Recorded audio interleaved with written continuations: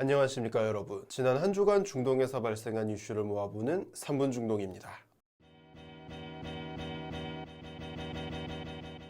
첫 번째 소식입니다. 미국의 유명 아이스크림 브랜드 중 하나인 베넨제리스에서 이스라엘에 점령당한 지역에서는 라이센스 계약을 더 이상 연장하지 않기로 결정했다고 밝혔습니다. 베넨제리스 측은 자사의 가치관과 부합하지 않기 때문에 이와 같은 결정을 내렸다고 밝혔는데요.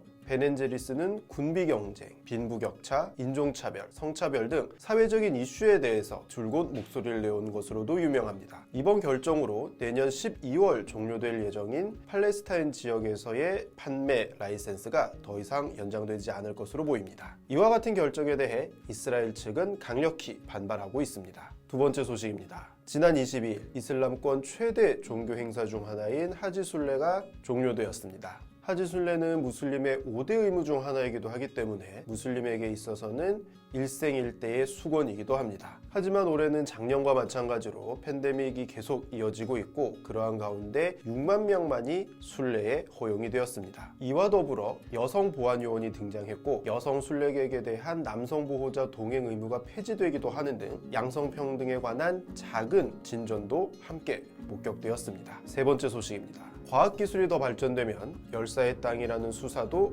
과거형으로 바뀔 수 있을까요? 아랍에미리트가 두바이에서 드론을 이용한 인공강우 실험에 성공했습니다. 이번 실험은 화학물질이 아닌 전하를 이용하는 것이어서 환경 파괴에 대한 우려도 상대적으로 적다는 것이 그 특징입니다. 네 번째 소식입니다. 탈레반이 또다시 기승을 부리고 있는 아프가니스탄에서 외국군을 도와주었던 아프가니스탄 사람들이 위험에 빠졌습니다. 실제로 지난 5월 아프가니스탄 주둔 미군의 통역사로 일하기도 했었던 수하일 파르디스가 탈레반에 의해 참수당한 것으로 뒤늦게 알려지기도 했습니다. 이러한 가운데 미국과 캐나다 등 서방 각국은 자국군의 군속 등으로 협력한 아프가니스탄 시민들에 대해 특별 이민 절차를 시작했습니다. 현재 미국 이민 프로그램은 약 1만 8천여 명의 아프가니스탄 시민들이 신청한 것으로 알려졌습니다. 마지막 소식입니다. 이스라엘 보안기업 NSO가 개발한 스파이웨어 페가수스에 대한 논란이 아랍권에서도 일고 있습니다. 당초 테러와 같은 비인도적인 살상 행위를 막기 위해서 개발되었다고 하는 것이 바로 페가수스의 입장이지만 정치인과 민간인을 대상으로 무분별한 사찰 작업에 이용되었다는 정황이 속속 밝혀지고 있기 때문입니다. 일례로 아랍에미리트에서는 무함메드 빈 라시드 알 막툰 두바이 국왕의 전 배우자인 하야 빈트 알 후세인이 페가수스 해킹에 피해를 입은 것으로 그 의혹이 제기되고 있고요. 모로코에서는 정부 차원에서 프랑스 대통령, 이라크 대통령, 이집트 총리 등 주변국 정치인들에 대해 광범위한 감시 작업을 해당 프로그램으로 진행했다는 의혹이 제기되고 있습니다. 오늘 준비한 소식은 여기까지입니다. 다음 주에도 중동의 핵심 이슈를 정리하여 찾아뵙겠습니다. 시청해주셔서 감사합니다.